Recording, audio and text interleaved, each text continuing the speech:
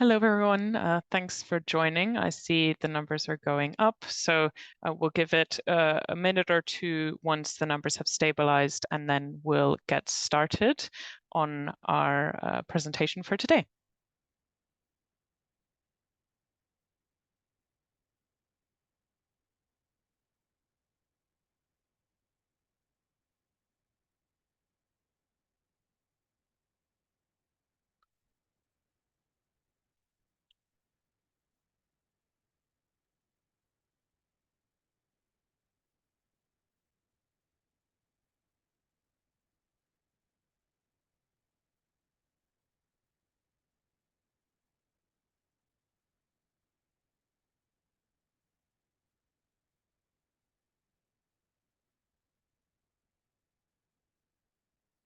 Great. So I think I will get started because I see that the numbers have stabilized. So once again, thanks everyone for joining.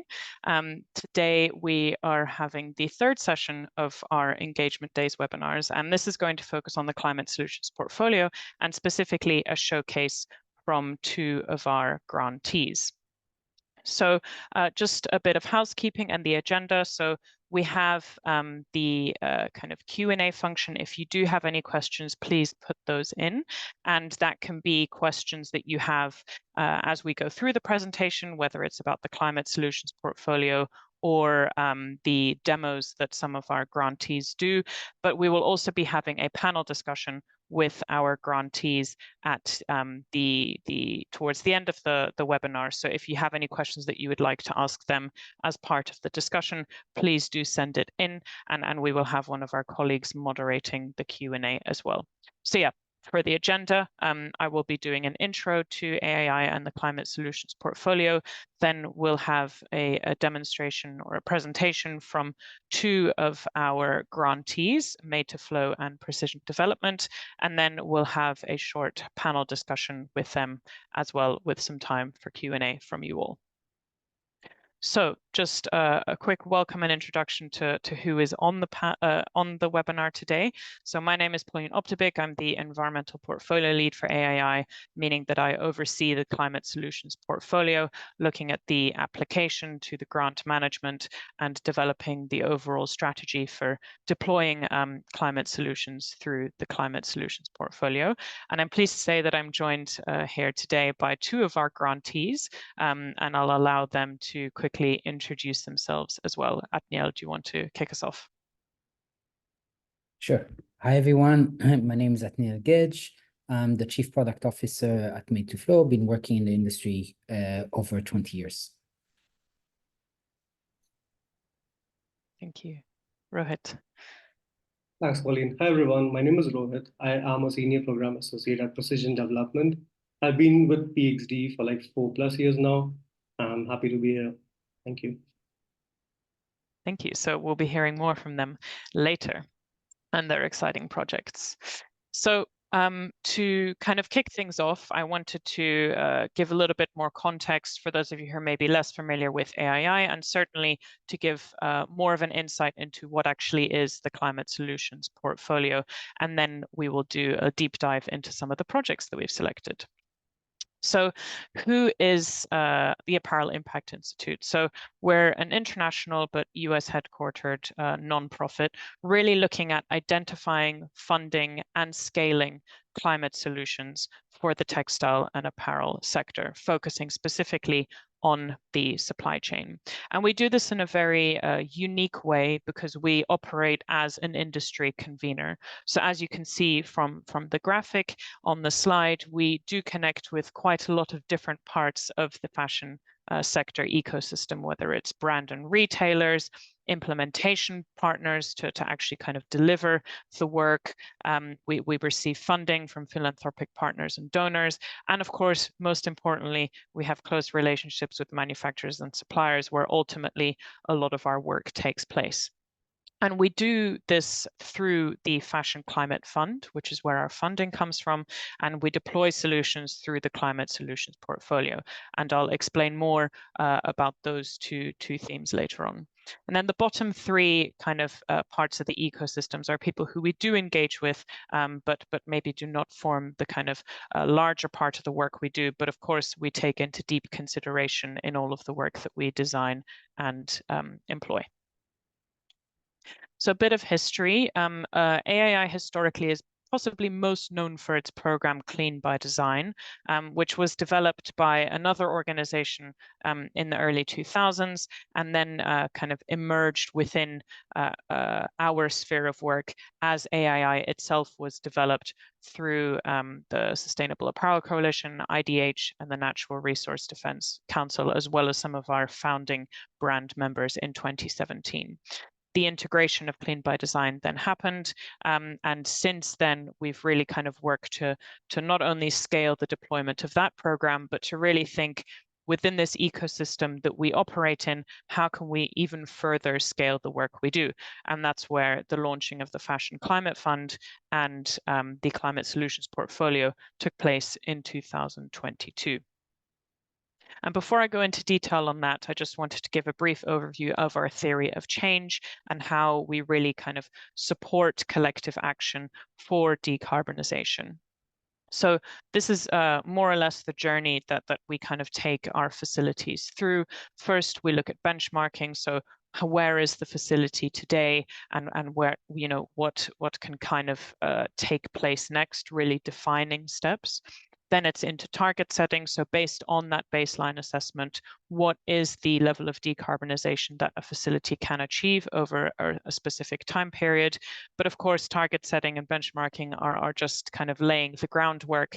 It's then a question of implementation. And that's where we deploy our climate solutions. And historically, that has been AII's program. So for example, Clean by Design, Clean by Design Plus, our chemistry program, as well as some others that focus on renewable energy deployment. But most recently, we're expanding that to our climate solutions portfolio solutions. So this really brings our deployment work outside of the sphere of our own programs and taking and finding and scaling climate solutions that other organizations are developing. And of course, we then want to monitor that work to make sure that the targets are being achieved. And that's kind of steps 1 to 4, what we're focusing on today. And currently in its concept phase is looking at third-party data validation, as that is becoming an increasing requirement when it comes to reporting on the progress of targets. So onto the Fashion Climate Fund. This was launched in 2022, and we have the goal of getting to $250 million in funding. And this is predominantly philanthropic funding, either from brands or philanthropic institutions and financial institutions. And the goal of that funding that we have is to facilitate the deployment of climate solutions, as well as unlocking a further 1.75 billion in blended capital, all of which should contribute to the industry goal of reducing emissions by 50% by 2030. So the way that we do that is, on the one hand, using some of that $250 million for grant funded projects. So the two kind of organizations we have speaking today have received that grant funding, and that's really the focus of the webinar today. But we're not looking just at grant funding. We also want to leverage the funding we have in the Fashion Climate Fund to help solutions scale and to further deployment. So this is where we're also looking to support the access to financing of facilities, for example, when it comes to a large capital expenditure. And that's where that unlock comes from. So we want to use the funding we have to unlock even more financing through the ecosystem of equity and debt funding. And that is a strategy that's currently under development, but will be launching this year. So where then does the climate solutions portfolio come into that? Because there is so much to do, large targets to achieve, and a lot of funding available, of course, the industry needs to know what to fund. So what we're trying to answer and support the industry with the climate solutions portfolio is, on the one hand, you know, what solutions exist to reduce emissions. And our vision is to have those all in one place, but not all solutions, because we really want to focus on the solutions that are credible. So those that do actually deliver emission reductions, that have data that is verifiable, and to really kind of clear the noise and focus on the solutions that work. And then we also want to prioritize those. So to really make sure that when we're looking at that 2030 goal, we're focusing on solutions that can actually scale between now and then.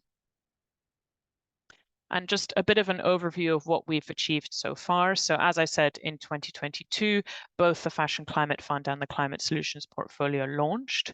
In January of last year, we formed the Advisory Council. So these are the industry experts who help us decide which grant projects to fund. And that then supports our application process, which last year opened in February, closed in March, and through a decision-making process led by the Advisory Council, we announced our first grantees in September of last year. As I said, 2 of which are going to be presenting to you today. And that was for the first round of funding. Every year we will have 2 rounds of funding, and the second round will always be a targeted call for projects, whereas the first is an open call.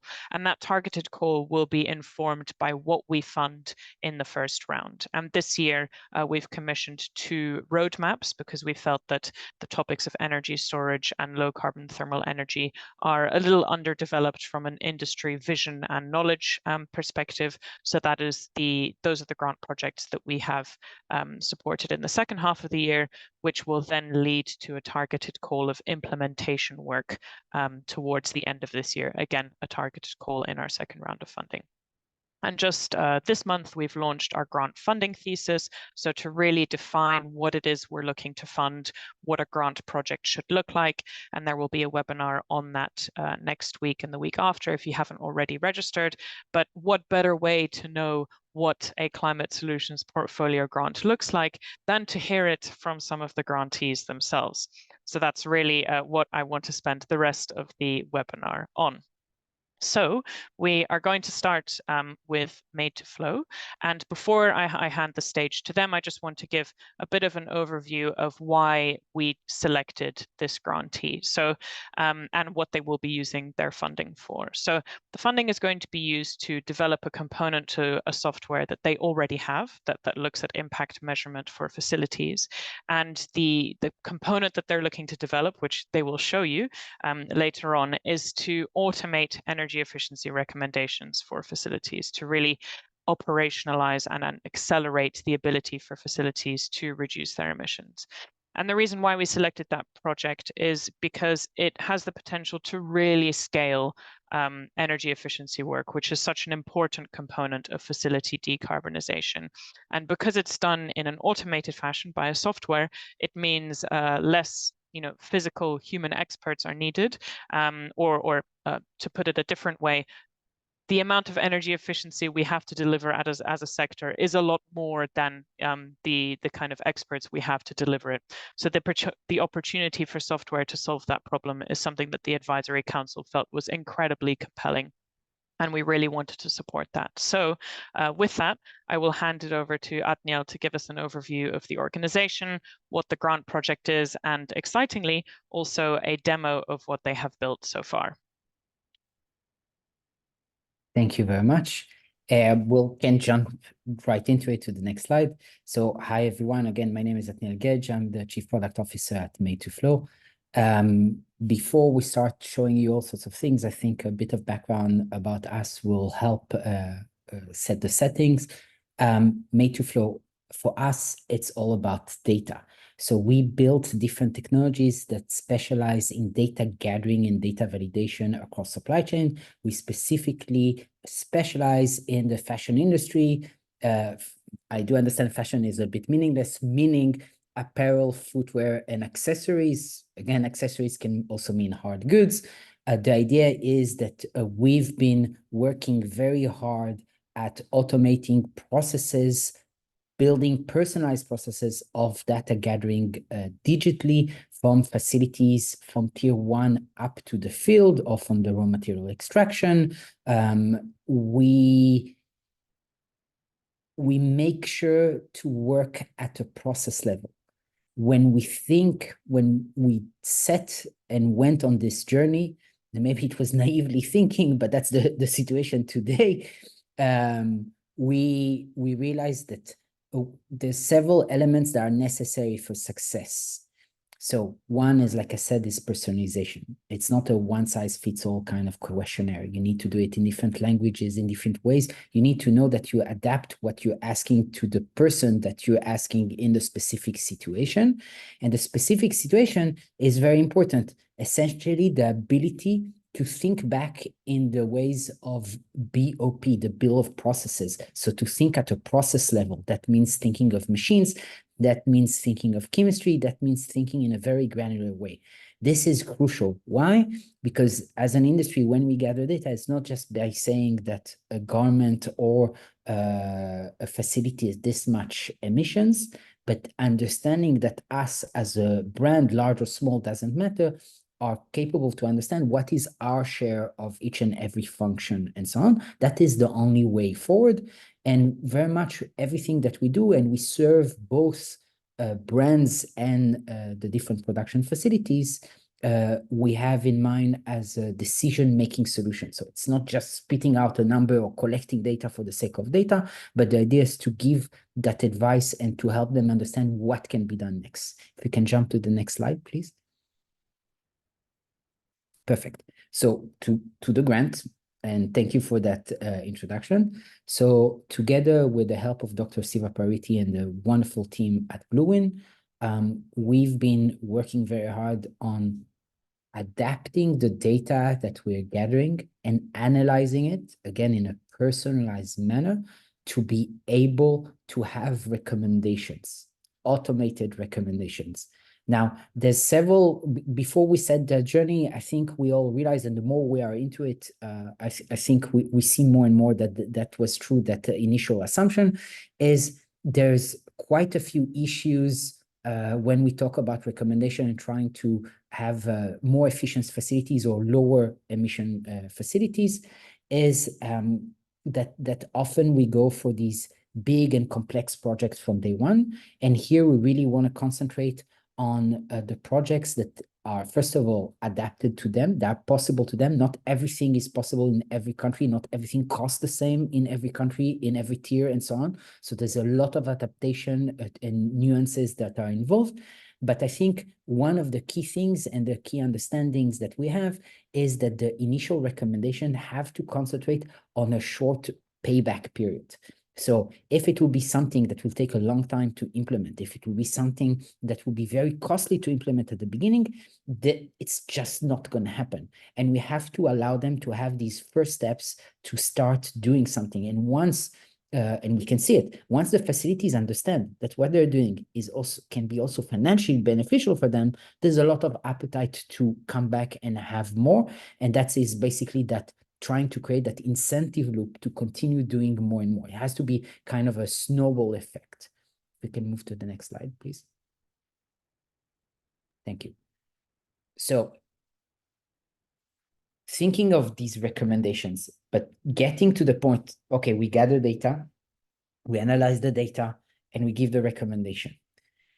It has to be bigger than that, because it's not just, okay, here recommendation and we go home. That doesn't work, right?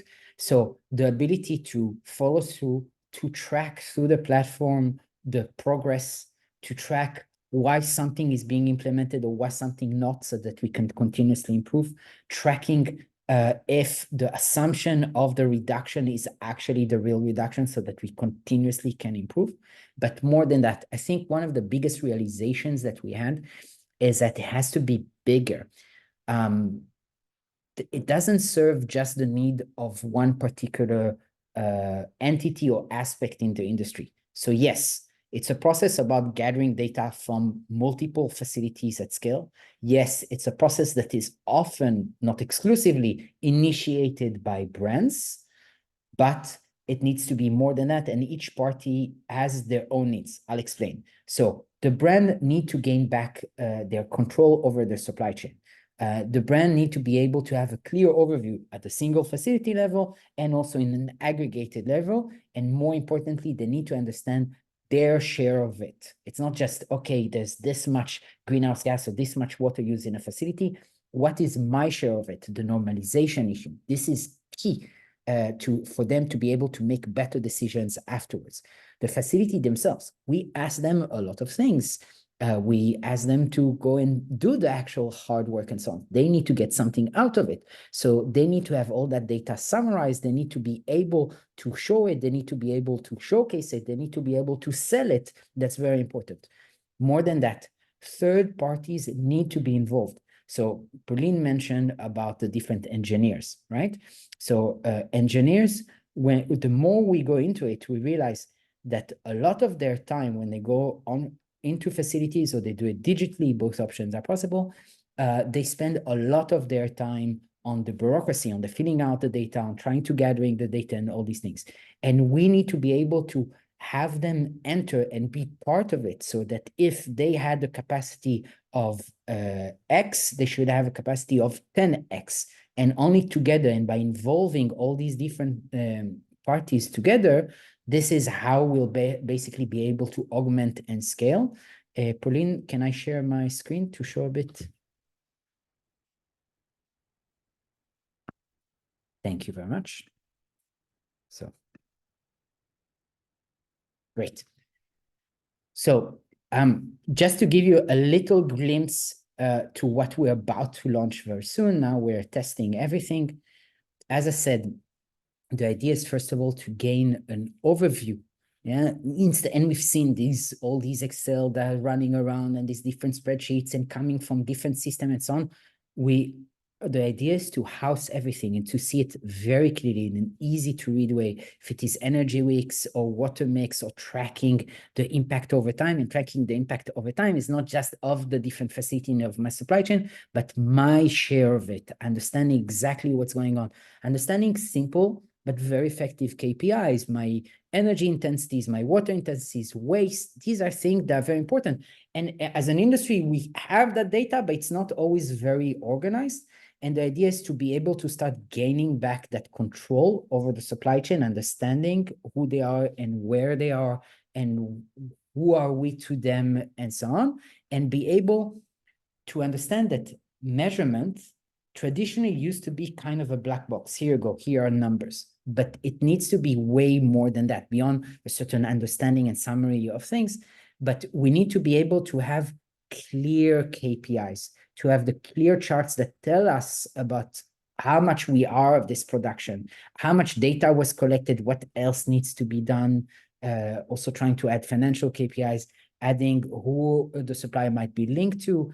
If they have a science-based targets, tracking it. If not, we can also help them to get it.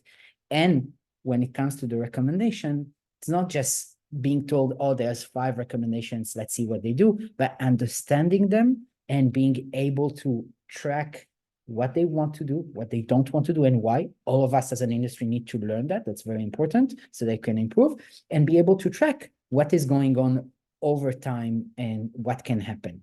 But I think beyond that is really the ability to have, so what I showed you is more on the brand side, on the supply side, but if we think also from a data verifier, an engineer, a consultant that might want to be associated and attached, coming from the supply side, coming from the brand side, we can organize the data. We can help them have their insight and basically utilize their key skills instead of just half of the time doing something else. The easiest way for me to showcase it and to explain is if we think of the most common thing that is gathered in the industry, which is energy data. And humanly, it's impossible to have a number in MMBTU, in megajoules, in kilos, in kilowatt hour, and so on. But to normalize everything, to summarize it, may seem simple, but it actually doesn't really quite often exist, and to leverage on the huge amounts of data that we have and continuously gather to be able to indicate if the system, to be able to indicate, to say if something is happening, if it's logical, and to help them make decisions based on that. And as you can see, also to have a clear overview of the progress of the different recommendations. Can we go back to the presentation? Thank you.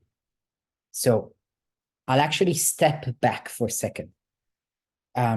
Let's talk decarbonization. Don't worry, I'm not talking about degrowth. Yeah, I know it's written there, but that's not what we're talking about. Let's talk about 3 strategies that I know that if in the audience there are brands, you either actively doing it or are thinking about it.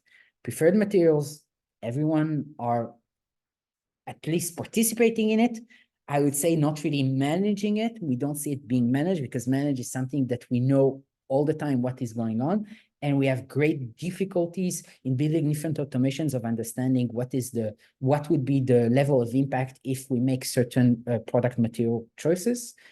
Quantity reallocation. So either reorganizing the quantities or being able to face and say, okay, that big consolidation that we always talked about suppliers is about time, but to be able to understand the implication of that decision is very important. And for that, you need, first of all, normalizing the data and understanding your share of the impact. And decarbonization program, like Pauline showed, there's a lot.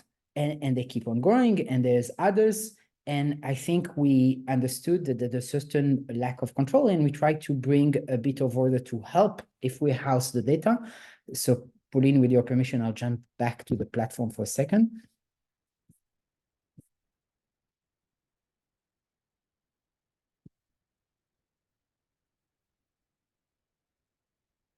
Okay, so let me share a few things very quickly. Okay, quantities, let's talk about this.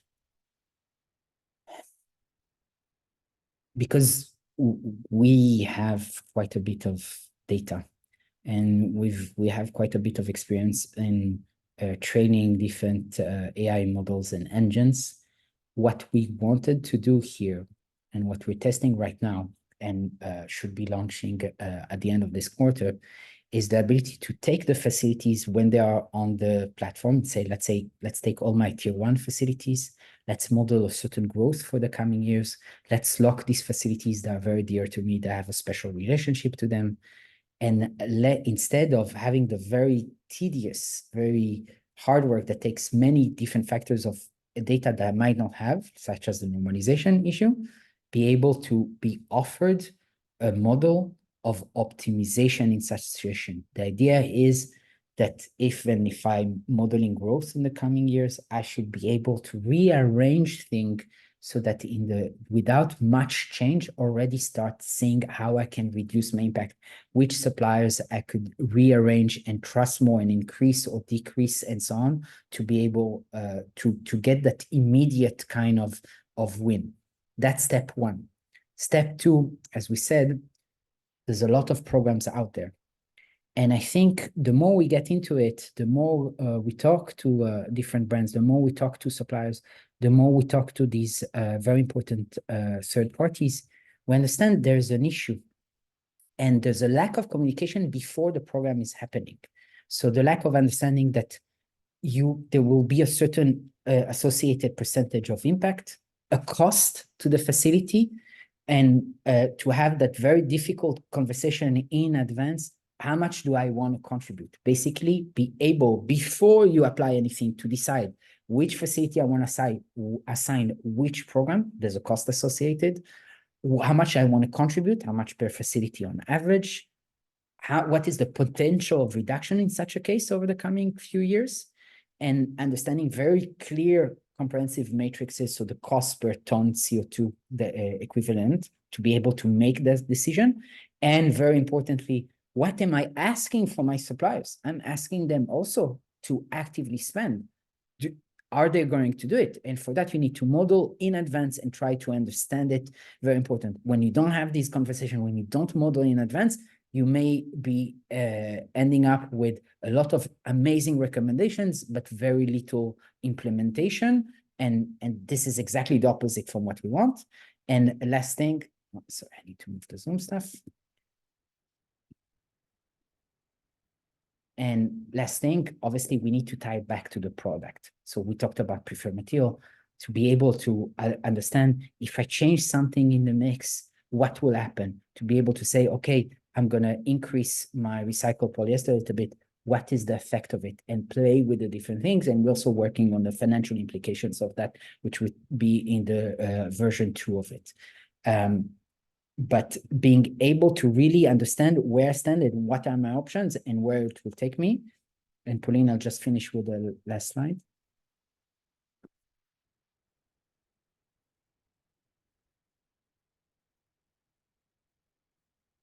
At the end of the day of all of this, I think what we're trying to achieve is, and this is why working with the AI works so well for us.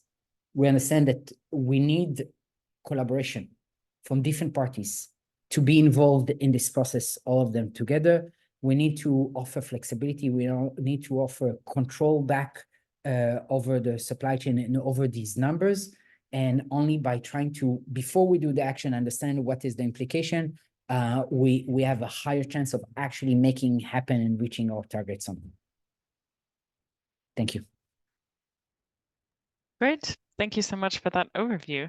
So now we will go over to our second demo, which is an organization called Precision Development. And the reason why we selected this project is, well, on the one hand, we were very excited to be able to support a project in Tier 4. As you may or may not know, this is the first time for AII to be working in that tier, and that's very important for us as a grant maker looking at the entire supply chain to start doing more work on the material side as well. And what was really incredible about this project, which they will tell you when they do the presentation, is that it is very unique because it's a low-cost, low-tech, but very effective solution in reducing emissions from cotton cultivation by reducing the application of fertilizer. So they're going to provide an overview of their project and what they've achieved so far. And just quickly before I hand it over, I see that some participants are maybe raising their hands. So we're doing the Q&A through the Q&A forum. So if you do have a question, please type it into the Q&A box, and we will address those questions at the end of the presentation. So Rohit, over to you. Great. Thanks a lot, Pauline, for the introduction. Hello, everyone. As a recipient of the Climate Solutions Portfolio Grant from AII, we are addressing greenhouse gas emissions in cotton cultivation in India by reducing urea-based fertilizer usage. Inefficient nitrogen fertilizer use is a major driver of nitrous oxide emissions, which is a greenhouse gas around 300 times more powerful than CO2. We'll deploy leaf color charts, which is a low-cost science-backed tool to provide customized nitrogen fertilizer recommendations to cotton farmers. During this project period, we are focusing on specific cotton growing states in India to create a scalable model which can then be implemented nationwide. Next slide, please. Next slide. Yeah, thank you. To start with a bit on my organization, Precision Development, or PxD as we say, we are a global not-for-profit headquartered out of Boston. We started in 2016 and are currently operational in 3 countries, India, Kenya, and Ethiopia. We have reached around 10 million users through our platforms in the last 12 months. Our co-founders include professors from universities of Harvard, Chicago, and Brown. This includes Dr. Michael Kremer, who was a Nobel laureate from 2019. PxD has a diverse team of around 50 professionals, which includes researchers, agronomists, program managers, data scientists, etc. We understand that in a world where 70% of the world's poor rely on smallholder agriculture, the challenges are immense. With the growing demand for food and the increasing impact of climate change, these farmers find themselves at the forefront of fighting hunger and sustaining their livelihoods. Despite the existence of valuable information to empower them, accessing it remains an obstacle. At PxD, we believe that information poverty shouldn't be a barrier. We recognize the widespread use of mobile phones and utilize them to deliver customizable, actionable advisory directly to farmers. Our mission is clear: end information poverty and positively impact 100 million lives. By equipping smallholder farmers with the knowledge they need, we can unlock their potential to improve their food security and livelihoods, and thus build a more resilient future. Next slide, please. Thank you. To take a closer look at a model, imagine farmers receiving agricultural advisory, which is customized to their crop, delivered directly to their mobile phones exactly when they need it. This is the core of a flagship advisory model, empowering farmers with timely, actionable information through phone-based advisory voice calls. Here how it works. We begin by understanding each farmer's unique situation. This includes collecting data on their lands, crops, resources, and farming practices. This information is then combined with real-time agricultural data to generate customized advisory. Our two-way interactive voice response system, that is the IVR system, delivers this advice directly to farmers' mobile phones. These targeted calls arrive at critical points in the crop cultivation cycle, ensuring the information is most relevant and impactful. Next slide, please. Thanks. So what sets PxD's model apart from other advisory services out there? It's our ability to generate evidence through rigorous research and leverage insights gained from user experiences. Our main goal is understanding needs directly from farmers and meeting them by designing understandable and actionable content. To do this, we incorporate ideas like behavioral economics and human-centered design principles. Furthermore, an essential part of the model is to evaluate the most effective option by experimentation and evidence generation. At every stage of the service design and delivery, we generate ideas about how to best serve our users, and then we rigorously test these ideas. On a large scale, this allows us to collect large amounts of direct user feedback to continually improve our performance. We extensively partner with governments, NGOs, and private organizations, allowing us to deploy low-cost, large-scale communication platforms. Worth mentioning that this whole advisory service is completely free for our end users. Next slide, please. Next slide. Thank you. Having established the background about PxD, we would now like to zoom in to our leaf color chart project. The LCC project aims to reduce the carbon footprint of the apparel ecosystem by addressing the inefficient use of nitrogen fertilizer in cotton cultivation. This will be done by catalyzing large-scale adoption of a low-cost decision support tool, leaf color charts. The three goals of the project are piloting and creating a scalable working model for effective distribution of LCCs and training cotton farmers on how to use LCCs. The second goal is to reach 40,000 cotton farmers during this project period of 2 years, that is by end of 2025.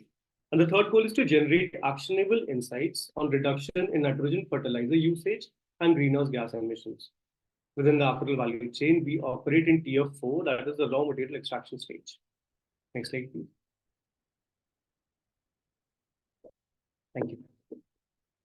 So what is the problem and how big is it? The food systems are responsible for 33% of global greenhouse gas emissions, primarily through agriculture and changes in land use patterns. In particular, agriculture is a large driver of nitrous oxide emissions, which, as stated earlier, is a greenhouse gas very powerful than CO2, and it stays in the atmosphere for more than 100 years. According to a 2021 Better Cotton Initiative report, fertilizer production and application makes up for almost 50% of greenhouse emissions from cotton cultivation. In India, a majority of cotton farmers with access to agri-advisory services receive less effective generic fertilizer recommendations from governmental or institutional resources. The situation worsens by substantial government subsidies of up to 40%, contributing to the excess use of fertilizers in agriculture. Next slide, please. Thank you. We at PxD propose a cost-effective, high-impact solution with the potential to scale leaf color charts, or LCC. LCC is a rule of thumb tool to help farmers assess their crop's nitrogen status and optimize their nitrogen fertilizer use. LCCs enable reduction in nitrous oxide emissions without compromising the crop yields. When compared to other site-specific nutrient management decision tools like chlorophyll meters, LCC is much cheaper and is simpler to understand and use. It is also durable since it is made up of hard plastic and is easy to store, distribute, and reuse. LCCs were designed by scientists of Punjab Agriculture University and is currently being manufactured by a Chennai-based firm in India named Nitrogen Parameters. As you can see on my screen and also on the right-hand side of the slide, the LCC has different shades of green. A farmer needs to compare these panels with the leaves of their crop. The back of the LCC then provides optimal urea recommendations in standard area units based on the LCC, like the leaf color match the farmer observes. Next slide, please. Next slide. Thank you. As stated previously, LCC is a tool extensively supported by research. A rigorous field experiment with over 3,000 rice farmers in Bangladesh shows that farmers who received LCC with training reduced urea use by around 8% and increased average yields by 3 to 7%. A back of the envelope calculation with these results shows that LCC has the potential to improve farmer profits by 9 to 16%. Following the promising results from rice in Bangladesh and the development of cotton LCCs, in 2022, PxD conducted a pilot with cotton farmers in Gujarat. We randomly chose around 800 cotton farmers, out of which 400 received LCCs. None of these farmers were previously exposed to LCCs, but after the pilot, more than 50% reported using the tool and gave positive feedback about the tool. On average, the farmers who received LCCs reported applying 35% less nitrogen fertilizer than those who did not. We took technical assistance from researchers at International Rice Research Institute to calculate the greenhouse gas emissions of cotton producers in the study using a tool named Pool Palm Tool. The estimates showed that farmers who received LCCs produced 0.3 metric tons CO2 equivalent GHG emissions per hectare, less than farmers who did not receive an LCC. Next slide, please. Next slide. Thank you. Okay. So the LCC project is expected to span over 2 years, focusing on key cotton producing states in India. The project activities can be divided into 6 stages. We start with customizing the LCCs to align them with the local needs and securing funding by building partnerships for LCC procurement. This will be followed by building capacity of field extension agents, which will include development of physical and digital training materials using human-centered design principles. These extension agents will then onboard cotton farmers and distribute LCCs on the field via individual or group training sessions. We will utilize our flagship digital advisory service to send reminders and nudges to farmers who have received LCCs. This advisory service, which has been tailored to the cropping cycle, aims to improve engagement and adoption of LCCs. Throughout this project duration, program monitoring will remain an integral and ongoing activity. This will entail collecting and analyzing data at different junctures and generating actionable insights. These insights will then be utilized to reiterate the program design and ensure effectiveness and impact. Next slide, please. Thank you. Okay, so the project started in the last quarter of last year, 2023. So far, we have developed partnerships with a government department in Maharashtra, India, and an on-ground NGO to establish plans and deliver LCCs to 10,000 farmers in the first year. The government partner named Vanamati serves as the state-level training and research institute.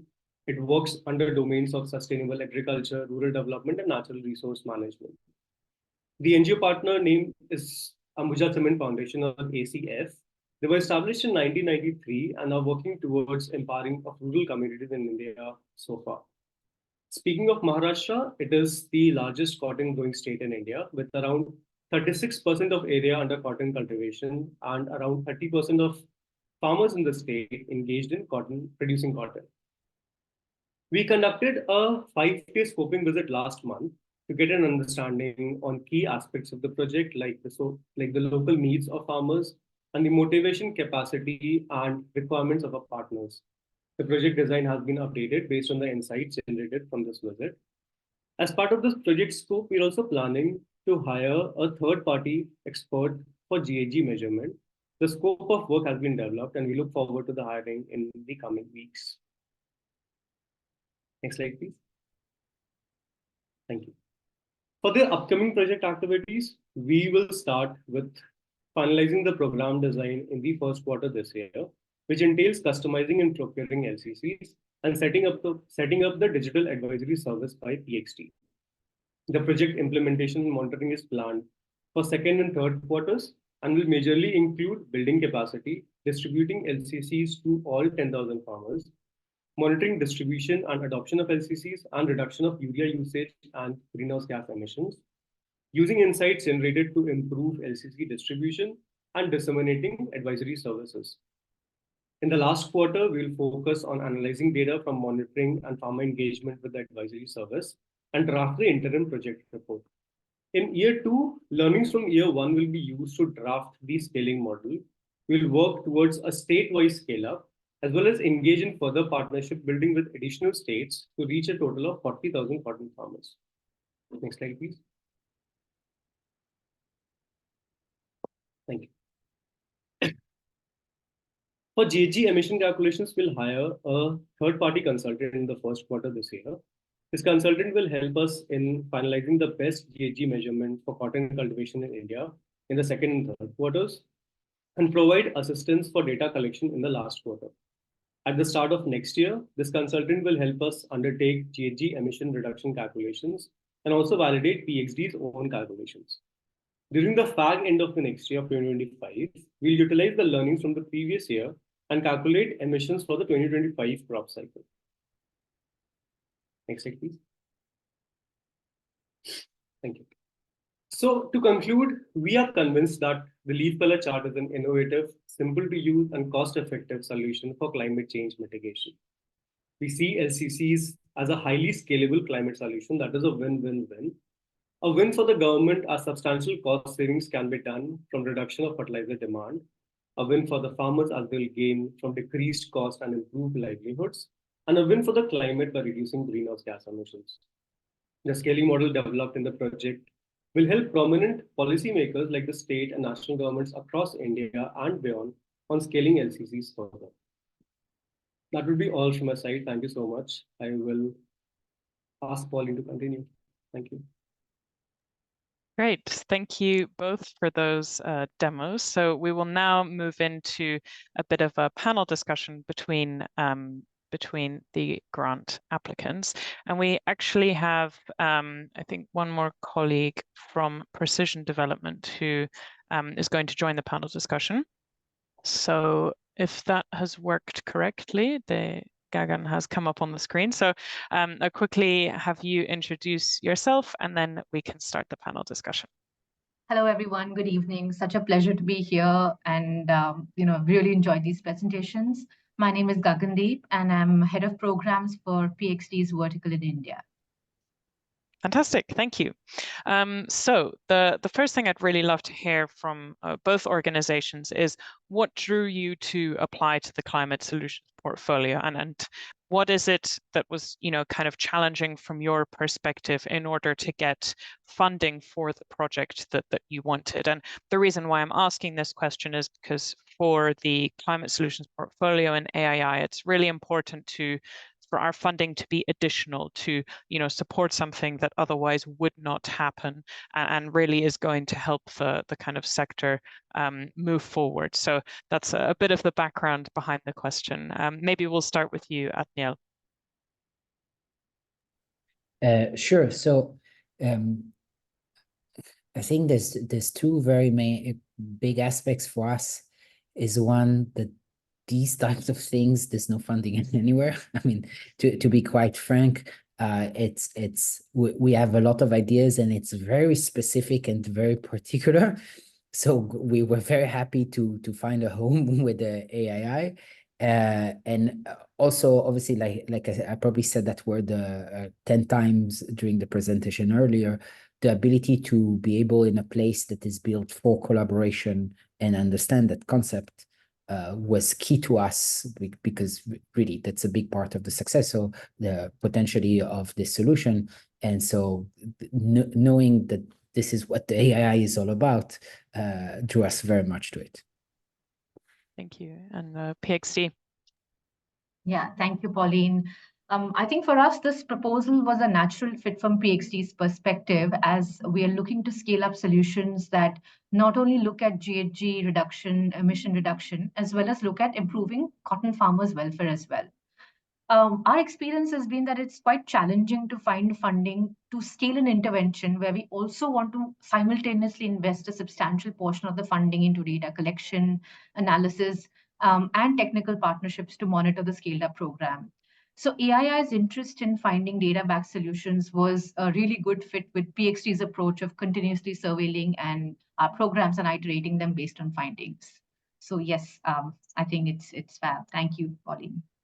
Thank you. I think that's both of you have drawn on really interesting insights and made it very clear what also we are aiming to do, right? You know, we want to support solutions that have impact and that need support in scaling, because our ultimate goal is scale. But Gagan, you drew on a very important conclusion as well, as that we want to be able to measure that, and being able to see what the impact of all of that work is incredibly important for anyone applying for a grant.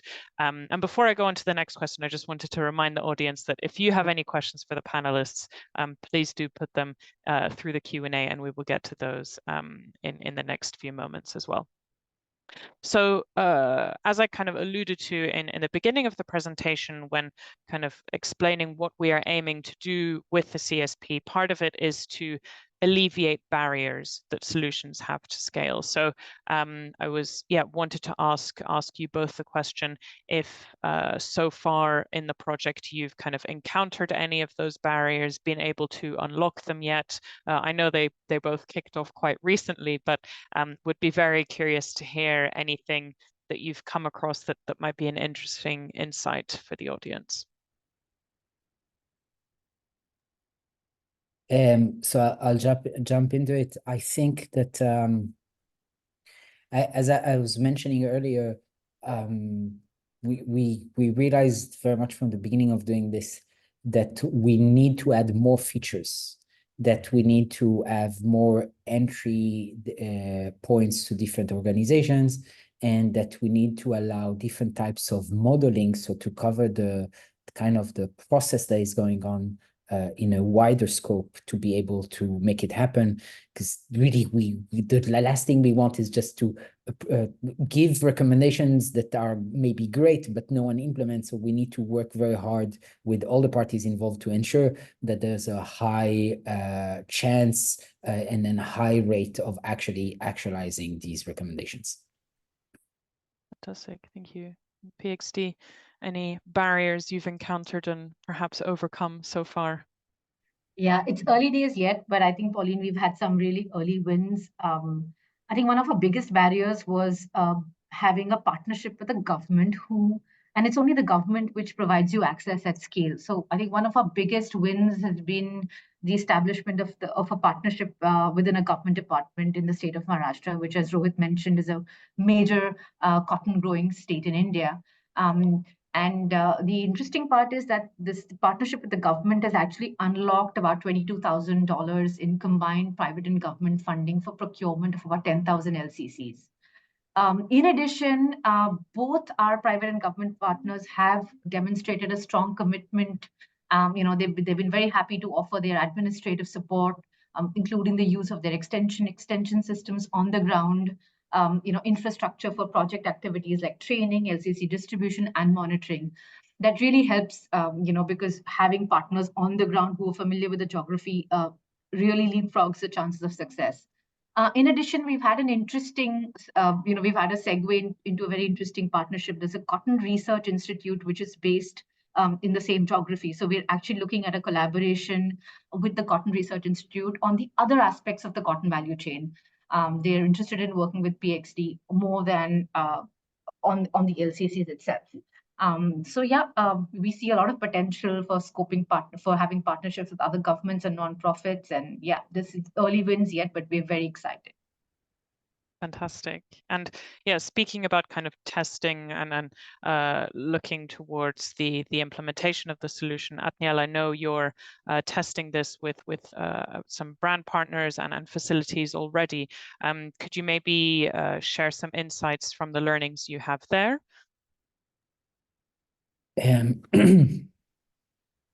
Is that we want to test it on more. No, to be totally honest. So I think the most and we knew that going in, because gathering data and getting a conclusion for it is what we do on a regular basis, and it's always so amazing to see how we have certain assumptions in the industry about how things are, and we kind of averagize data, and in reality every facility is just this particular specific case, and it's always amazing. At least for me personally, it's amazing to look at the data and see how everything is a bit different and the same at the same time. And for us at this point, it's just onboarding as many facilities as possible, as many brands as possible, to hear all these different point of views, to be able to adjust to it and be able to cater it at a larger scale. Yeah, so for any of the brands or facilities who have joined today, please do get in touch with us if you want to be a part of this project, because as Atniel said, testing in general in software is such an important part, but in particular, for this piece of work that we're doing, we really are looking for more brand and facility participation. So if you are keen to participate, and because this is a grant-funded project, there's no financial burden on your end. We are facilitating that. Please do get in touch with us, and we can get you connected to Made2Flow. And Gagan, I'm keen to hear, of course, you are very focused on the on the ground deployment and looking at local partners. How does that kind of facilitate the scale of your solution beyond the grant project? Because I think that's one of the key reasons why we chose this project, is that the kind of path to scale was very clear and very ambitious, and you will continue your work once the funding stops. So I'd be very interested to hear more about the activities you're doing in the project to make sure that happens. Absolutely. So I think we at PxD also believe a lot in sustainability of our solutions. What's interesting is during the project grant as well, since the tool itself is low cost, it's just about $2 per piece, and it's made of durable plastic. So the interesting part is this can go on for a couple of seasons. So this actually incentivizes us to move on to newer and newer geographies, because once we've done one geography, we are fairly confident that the leaf color chart is going to last for 4 to 5 seasons. And hopefully by then it's so embedded within the ecosystem that farmers are happy to go and purchase it once it runs out. So in that way, existing geographies we hope that they will become a self-propelling kind of an ecosystem in itself. And looking ahead, we are actively engaging with other cotton growing states and also collaborating with private organizations to scale up the project within the cotton value chain. Interestingly, we've actually had a couple of very interesting conversations with some partners where we're also looking at developing a digital version of the leaf color chart as well. India has a very rapidly growing smartphone penetration. So we're looking at this as very complementary services that we're offering, that we're starting off with a physical leaf color chart, we're learning, we're iterating, and maybe a year or two down the line, we look at developing a digital version of the tool, which is even low cost, even more low cost than the physical leaf color chart, and has the potential to scale exponentially. Fantastic. Yeah. So we've got some questions from the audience, which I will put to the panelist. So the first one is for you, Atniel. First of all, the attendee says thank you for the great presentation. They have a few questions. When you talk about data, what sources do you use for your recommendations? Is that data collected from individual facilities who are interested, or is it aggregate level data used? And yeah, maybe I'll pause there and have you answer that one, and then we can get to the second part of the question. You're on mute, sorry. Great question. I always love questions about data. It has to be data that we collect from the facility. There's no other way. I wish I could connect and plug into some magical source of data and everything would be fine. It's impossible. We have to collect data from the facility.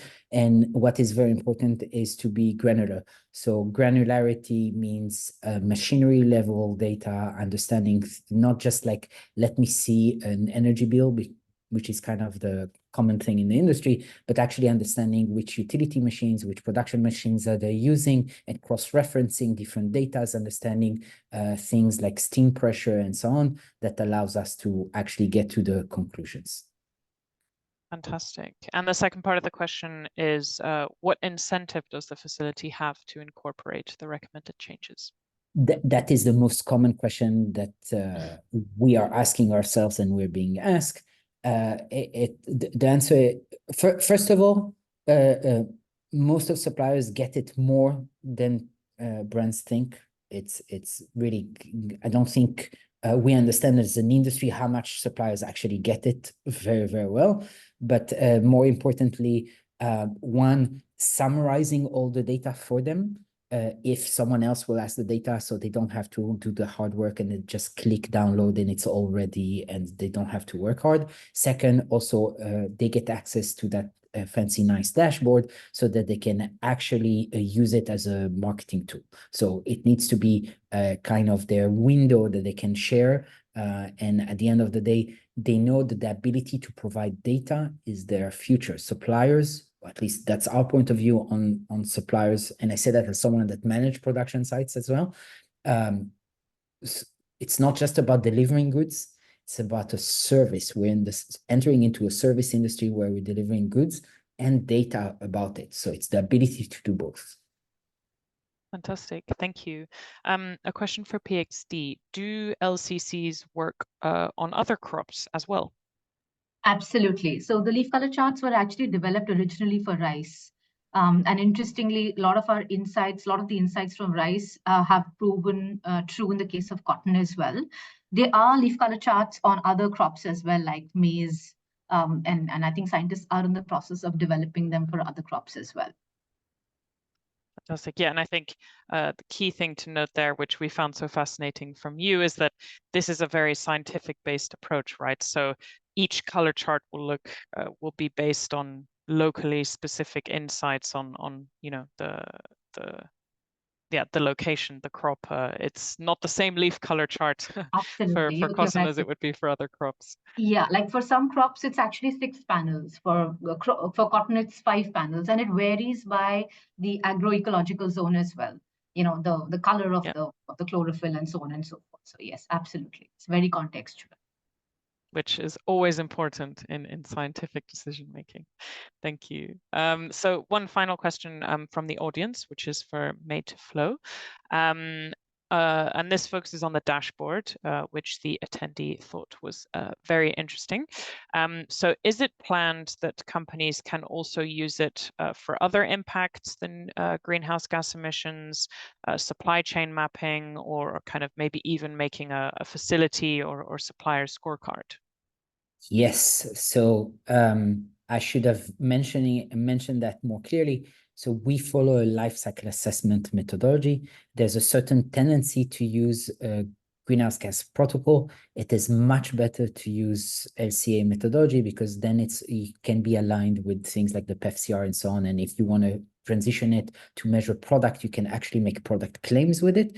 And that means as well that it comes with 16+1 different indicators. So water use, land use, and I mean, the list is long and no one wants me to talk about eutrophication, but you get the point. And basically, exactly. So the idea where we're striving is not to measure 2-3 facility per brand, but to measure a larger quantity and to be able to help the brands to assess them and being able to assess their progress.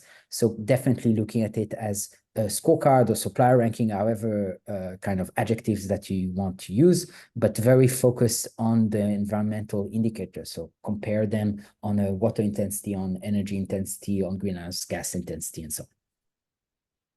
Fantastic, thank you. And we've actually just got another question, which is quite an interesting one. So this is for PxD. What barriers, if any, do farmers face when they're kind of using LCCs, learning to use them?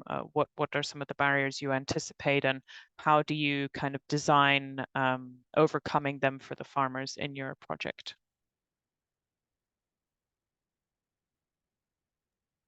Rohit, do you want to take this, given your scoping wizard experience?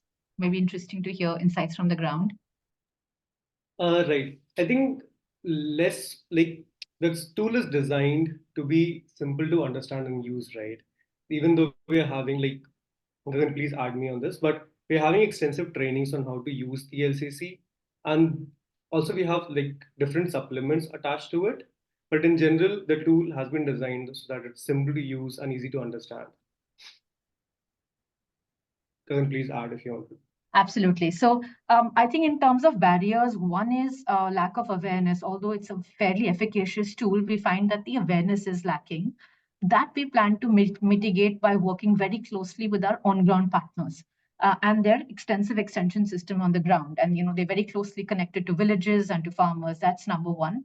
Number two, as Rohit mentioned, is we will be having extensive trainings with farmers on how to use the leaf color charts. And throughout the life cycle of the cotton crop, we will be sending them reminders and nudges, and also conducting monitoring surveys to make sure that the messages are adequately delivered so that farmers are able to comprehend them and use them. And the third barrier is, of course, adoption itself. Adoption of the recommendation, that also is planned by, as I mentioned, nudges, as well as physical visits by extension agents to ensure that the farmers are actually following the recommendation and using them to the best of the capacity.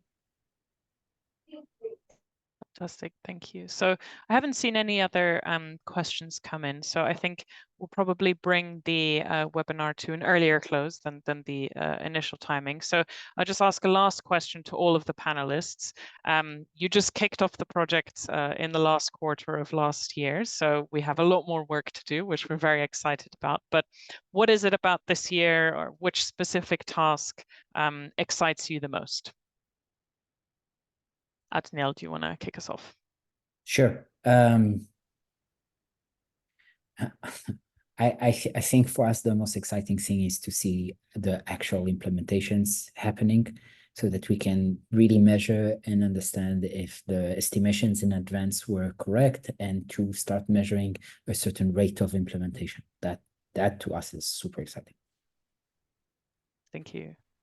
Very similar to what Adniel said. I think we're very excited to see the LCCs being distributed on the ground. We plan to be there, see the reactions of the farmers, and of course, track them through the whole life cycle. So yeah, absolutely. Implementation is what is exciting right now.